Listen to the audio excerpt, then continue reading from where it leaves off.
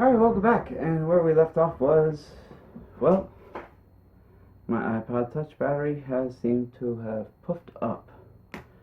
And from this, I had to order another. iFixIt for $10 does sell the battery. We got our iPod Touch 6th gen battery here.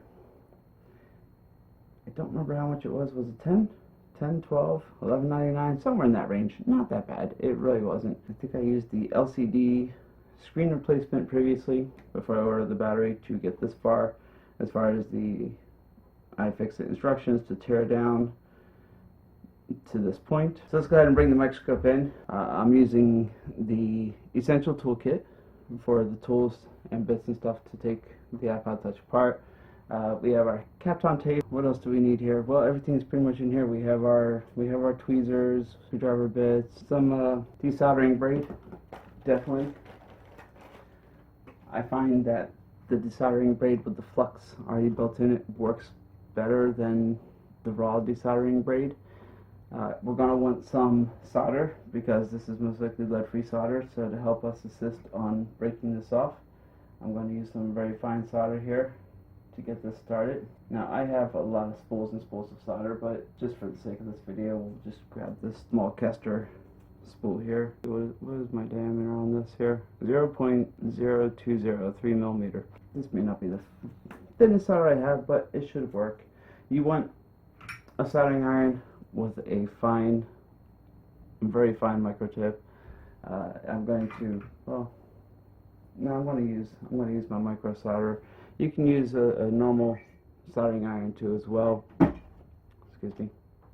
The tip may be a little larger than what you want, but it's still not to the point where you'll completely short it out. Especially if you take caution, you should still be okay. And then I also have a little bit of the Amtech flux, NC559V2 no clean techie flux. We're ready to switch over to the microscope. Take the tweezers, go ahead and remove some of this. I'm not going to remove all of it for the obvious purpose. And the fact that I'm only wanting the one side of that one contact first. But of course it's not going to stay back nice for me, so I'm going to use another little piece of contact, little piece of Kapton tape here just to hold that piece back, because we're going to need a few small pieces.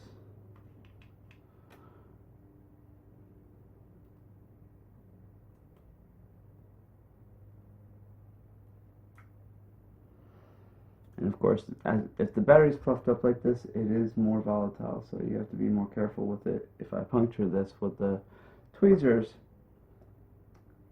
it would not be a good thing at all. This is where the flux is going to have to come in. There we go. That's actually a very nice tip for something small. I like that. Never really used the plastic tips that often, to tell you the truth. And this will mix the solder and the regular solder, get that mixed up in there. Micro solder might not have been a good idea. Doesn't seem to be holding temperature for what I wanted to do. Well, there's more copper on this than I expected. Break out a piece of the braid. Now this braid is pre-lined with flux in it, so this will help pull up the solder a lot easier. I was hoping to suggest using Kapton tape to prevent shorting one from another, but this doesn't seem to be working out too well. It really doesn't. In fact, it's just leaving a heated, melty goo of Kapton tape across there. So we're just going to have to be very careful. Very, very careful.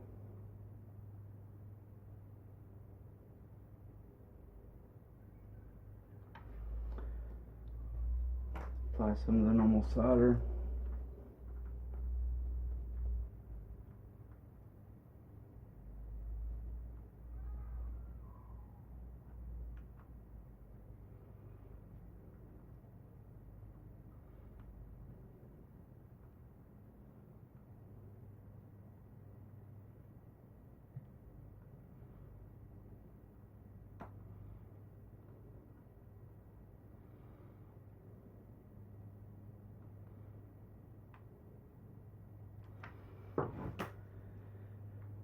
And be super careful with this braid, not to short out.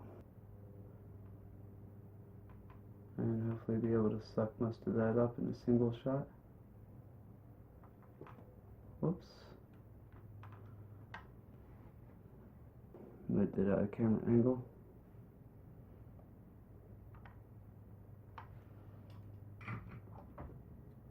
Usually I just move the braid around a little bit, but since we're in such a confined space here, I'm trying to be very careful. I'm just going to cut off the little section when I'm done.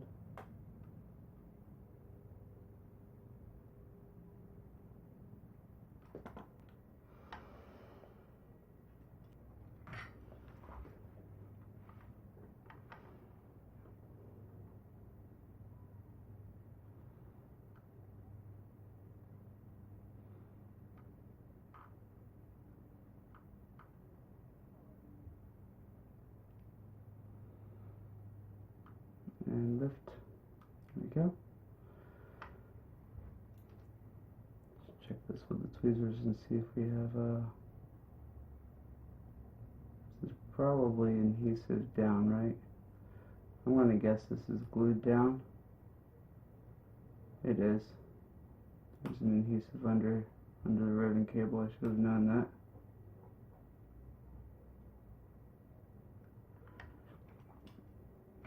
I would rather not be working with metal tweezers on this, just my personal preference. These are some nylon tip tweezers.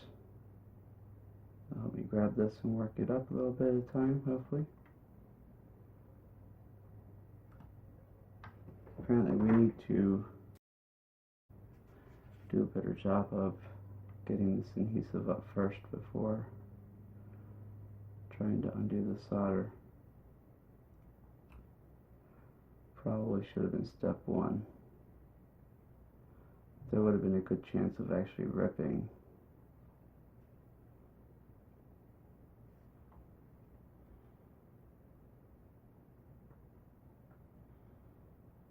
Ripping the ribbon cable, which I shouldn't be too worried about, honestly. It's a battery I'm replacing. I still want a clean job.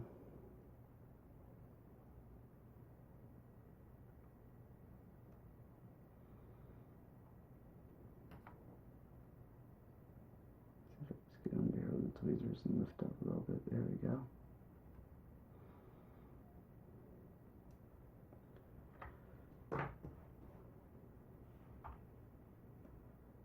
I'm not good at doing left-handed, but let's see what we can do.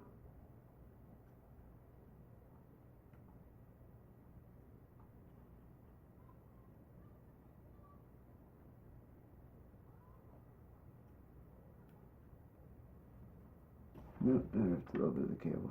Oh well. There we go. Trying to get that all the way back. That's all the way around. Thinking some good rubbing alcohol will do well here.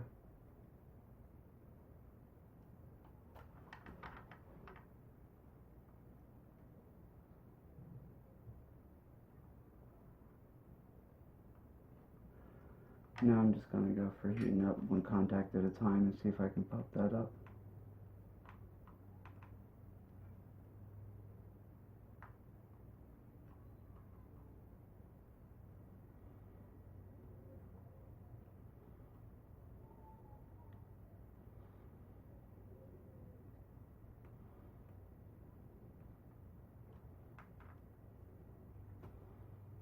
And maybe not as easy as I thought. I knew removing this battery wasn't going to be the easiest thing.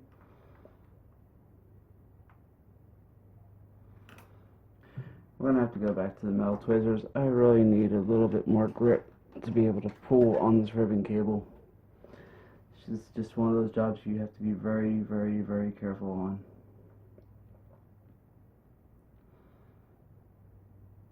But the only way I'm going to get this up is if I have that grip.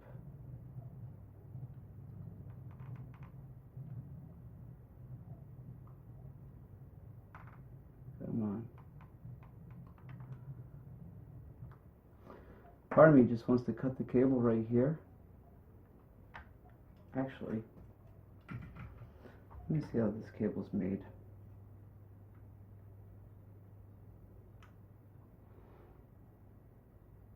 Maybe it would just be a better idea to lift the cable right there.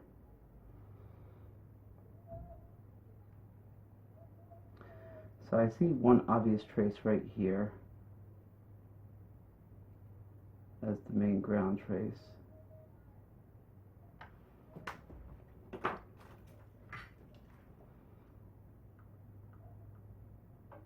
We'll go for this one.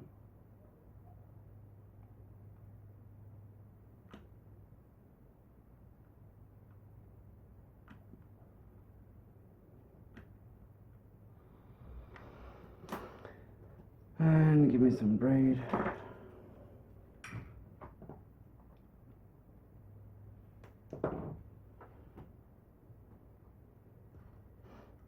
I'm going to set this up in here like so, as to get ready. I'm just going to set that up so I can pry it down. Heat this up. I know it needs cleaned right now. There we go. And pry it down. Whoops, get out of there. That probably only got one of the two spot welds right. No, that did it. Okay. So we're on our way now. That actually took out two of them.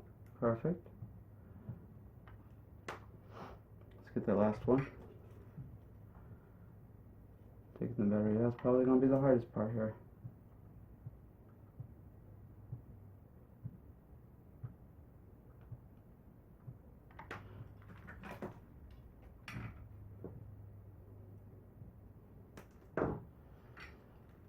It's almost as if I need three hands.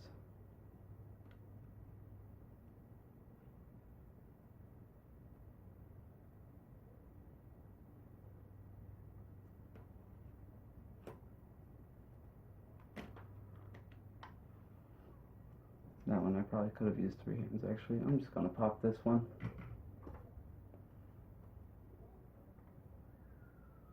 It's not going to get the whole tab off. I'm going to have to work that tab off after I remove this battery. So I turned my heat gun on for my SMD soldering station, and I'm going to heat the back of this up here. We could use, again, we could very easily use the iOpener, but I don't have a microwave in the lab, so I'm just going to use this. I'm trying to heat up the adhesive on the bottom of the battery just to make this a little easier to slide out.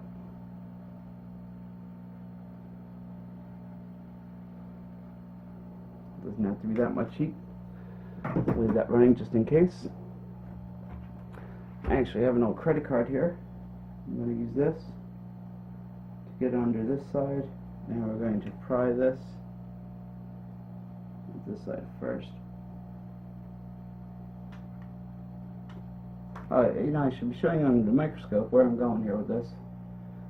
Let me show you this real quick. So these little pieces where the this was where the metal tray was. We can get in here with that at such an angle and start working our way up. You can see the white adhesive there that's holding it in place right now. I'm just going to turn this around. Put my lens cap under the LCD. In fact, I pretty much got this one all the way up. This one's pretty much done. Now that I have enough of it up, I can take a whole credit card, or if you have the right iFixIt kit, it actually comes with little cards that you can slide under there. They work really good too.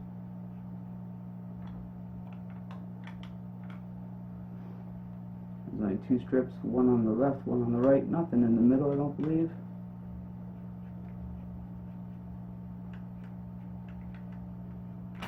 There we go. These are pull tabs. Unfortunately, they don't, you just really can't get in there that easily. So I'm just going to stage my credit card here to be ready to go. And go back to my hot air. And I'll loosen up that second side.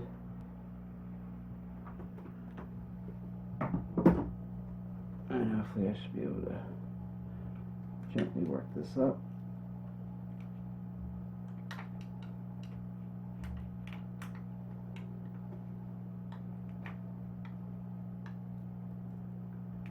And it looks good. And plan on using this battery again. I just don't want it exploding in my face either.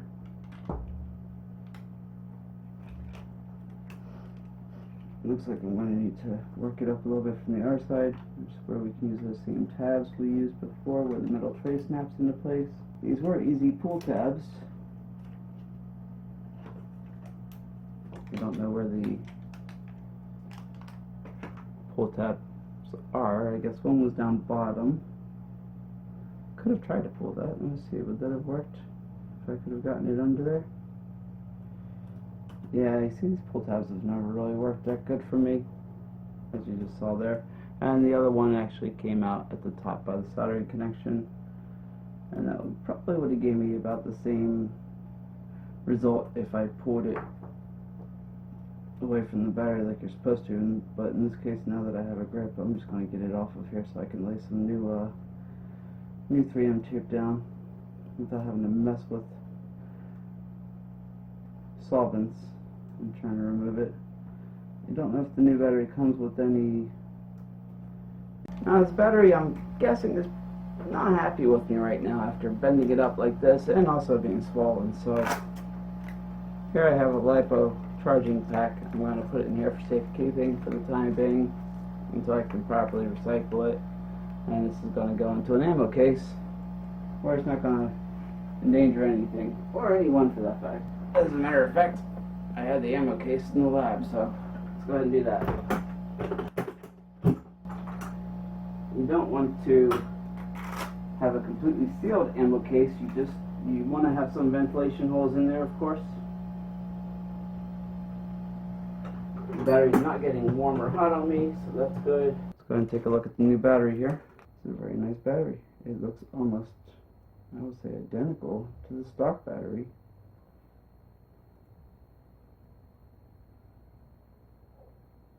It's a pretty good battery, actually.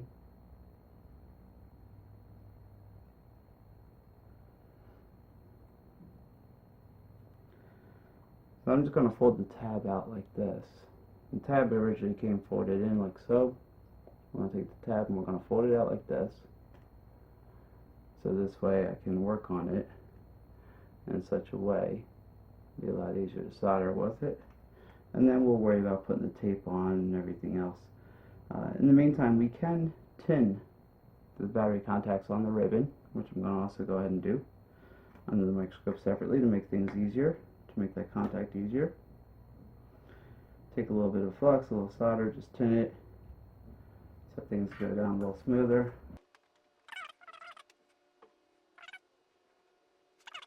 Let me go back over to the microscope. Make my life a little easier, huh?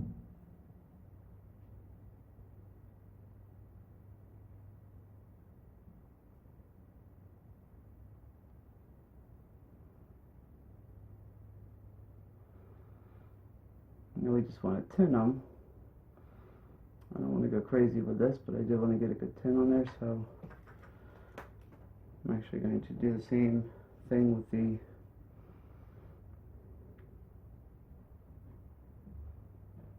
there we go, ribbon cable, just to bring this up a little bit.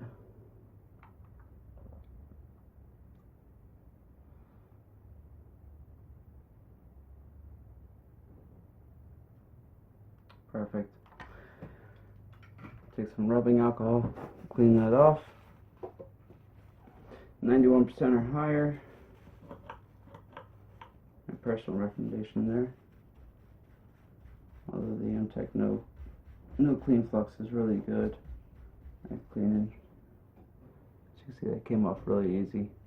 I took a little bit of the barcode off, but then I got some flux that leaked through the other side, which is perfectly fine because that's where we're going to be applying heat And of course I got 3 little dots on my bench now because I didn't put anything underneath it. Now we're going to see what we can do about this pad. I'm also going to clean this. A lot of adhesive going on here, in addition to the flux and the solder that I had going. So I definitely want to clean all this stuff off. That looks good. I got a little bit of stuff on that one pad there. Okay. If I take a closer look at that, do you see what I see? I see a difference in depth. So what I did is I didn't pull the pad up. I left a piece of the ribbon behind on top of the pad. That pad is perfectly okay. So let's go ahead and get that pad off. Let's go ahead and throw a little bit of flux.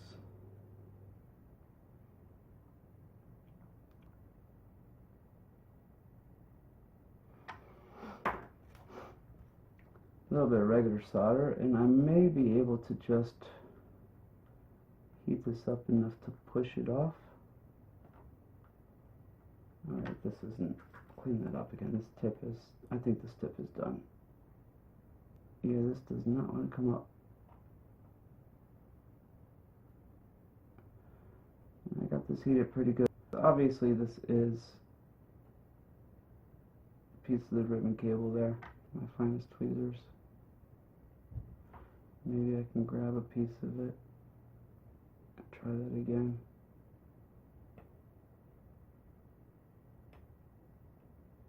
Nope, I don't want to pull that pad up. That's the problem.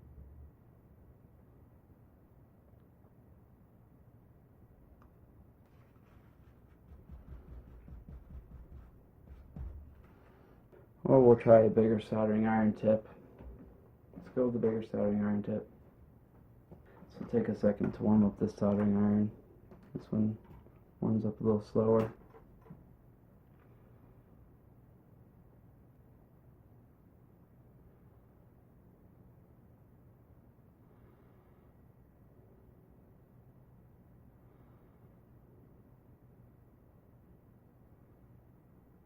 Come on. Work your way off. I definitely have enough thermal transfer going on there, look at that, but it's just, it does not want to work its way off.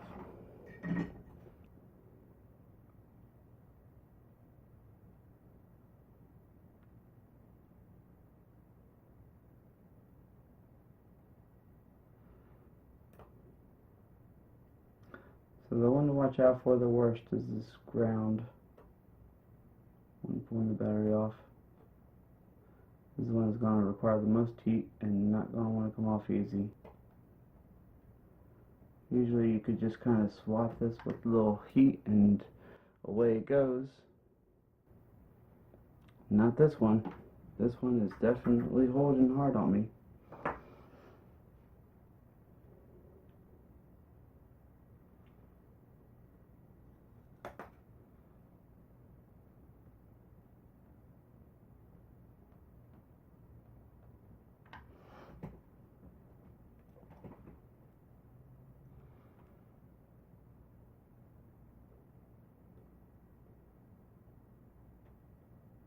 There it goes. Whew, jeez. Alright, that took a lot more heat than I thought it would. So if you're watching this video to replace the battery on an iPod Touch 6 version, my one tip would be is to watch out for that ground pad. She's a pain. There's a lot of thermal behind her too. I'm going to bring the temperature back down on the soldering iron. I took it up about another 75 degrees Celsius. I just ramped it up and then went for it. Figured I'd do it real fast. I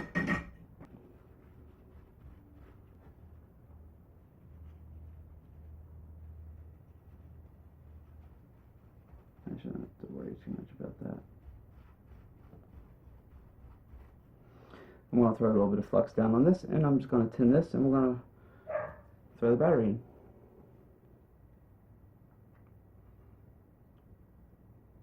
So a little flux.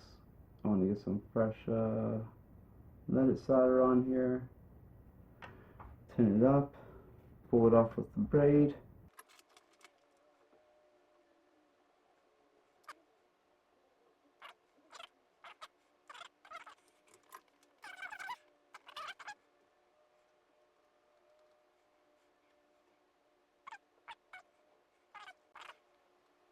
So it looks like we're good.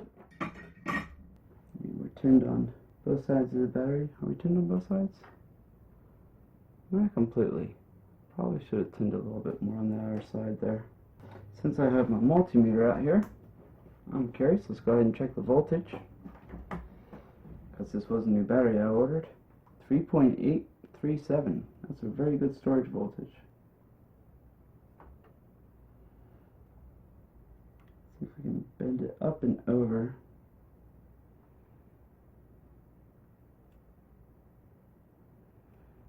Now there is little squares. I'll show you over here. See this little square? This little square is my marker. It's supposed to line up with this. This little square here is my marker to line up with this. So this is what I'm trying to solder to. With that knowledge, you know what? There should be a little bit of flux here to help this solder go through the ribbon cable. Just a little bit. Doesn't need to be much. Through the ribbon cable to the pad. There we go. Just to make that good bond. And it is non-corrosive flux, so it shouldn't be an issue. Let's go ahead and line this up. Am I even in scene for you guys?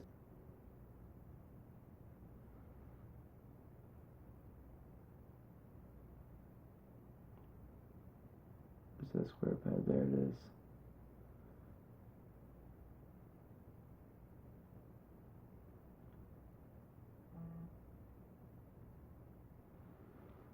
So there's one.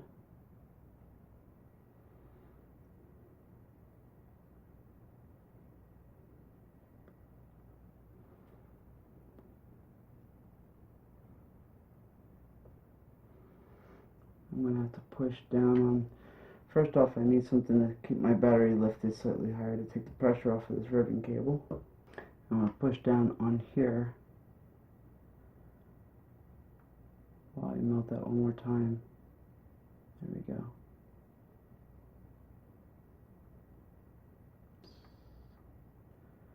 And you saw that heat up slightly there. And that ribbon cable kind of did this little movement. Oh, that was actually the ribbon falling off. That was just it falling off. I put it on top of my my cutters to hold it up. All right. So if all is good now, and I believe it should be, I'll hold this here, and there we go. We have an iPod Touch.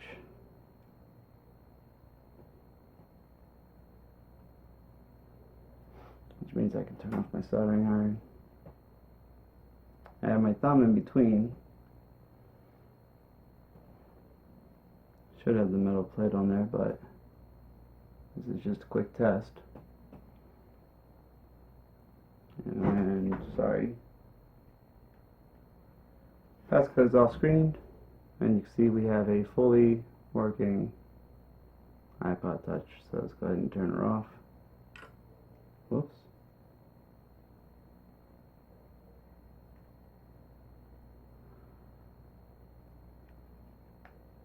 Flip this back over.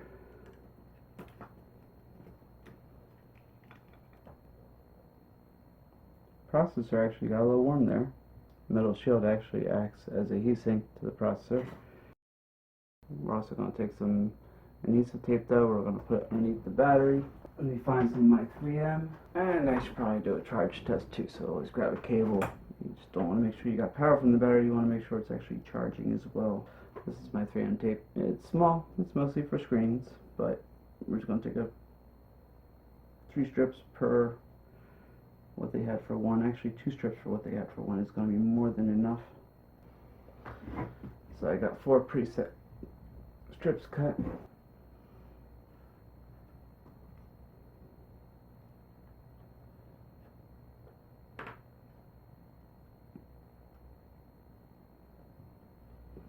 Again, I'm going to need something to kind of assist here holding this up. I'll do for right now.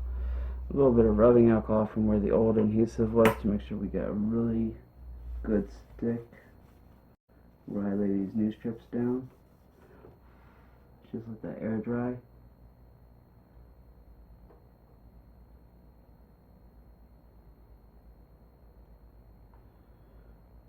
Looking at these strips now, these may be a little too long. Yes, they are. I cut about a ½ inch off of each one of them.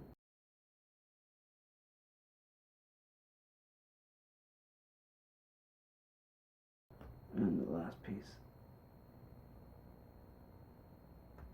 Now I've already pre-fit the battery. You have to pre-fit the battery. If you don't, you're not going to get the ribbon to bend the correct way when you go to put this battery in after removing the adhesive from the strips.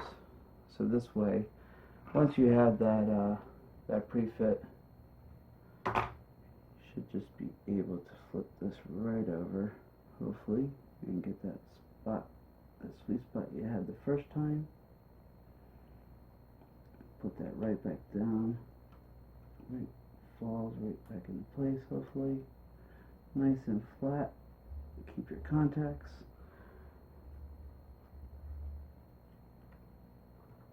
And there we have it.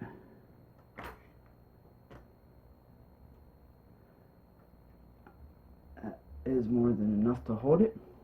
I'm happy with that. I'm going to take this tape that they had shielding the battery contact before, which oddly enough looks conductive, so it has this crystalline kind of material that was breaking. I'm just going to test it real quick. That shows me 3.5 ohms. Interesting.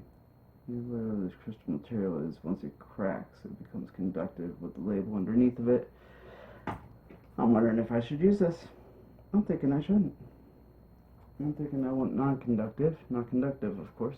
Since part of it's conductive, part of it's non-conductive, and we really don't know what's what. It seems to have this crystallization to it that once you lift it up and this crystal cracks. Let me show you. It seems to have this crystallization kind of bit going on to it where once it cracks, that area becomes conductive, or underneath it becomes conductive, and of course it cracked when I was lifting it up. Even while adding heat, you can see several cracks throughout this. So, since I actually got a reading off of this at all, that's the last thing I want to throw across this battery contact. So, in that case, I would rather not take the chance and throw some Kapton tape across that as a protective layer.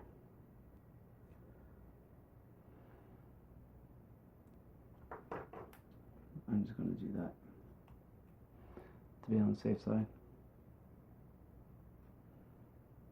And I don't remember if there was a specific way this went. I think it went this way because it actually, yeah, it did.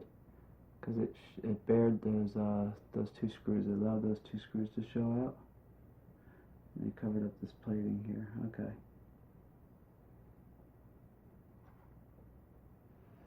And held down some of the rest of that.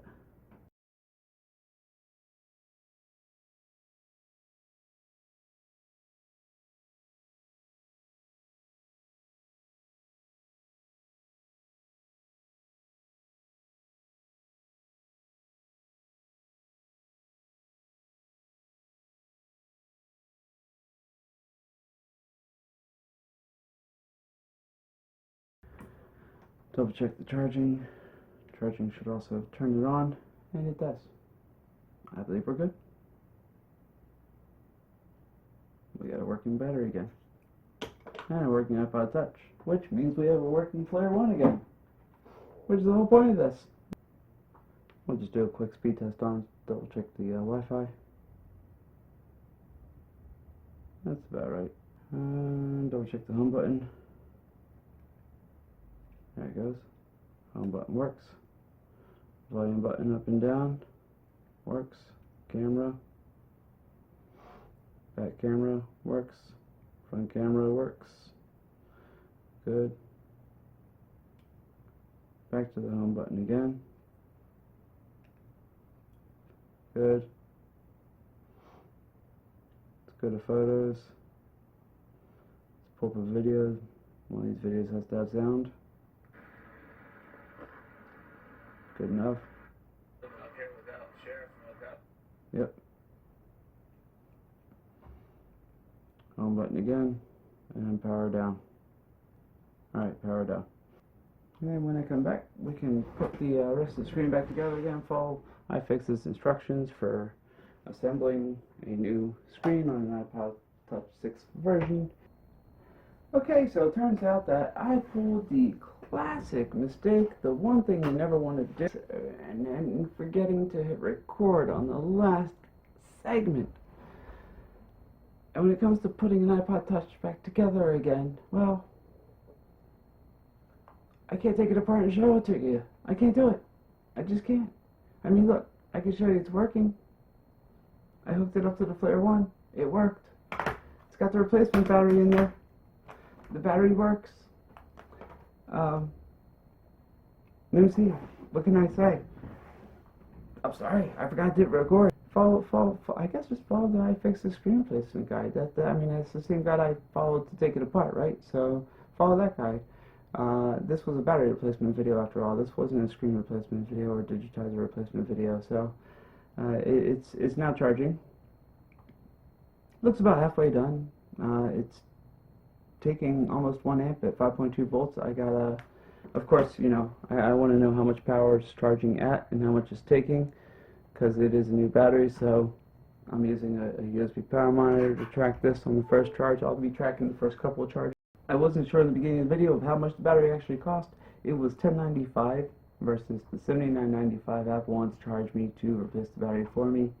With $5 shipping, which probably would have been about the same in tax and gas.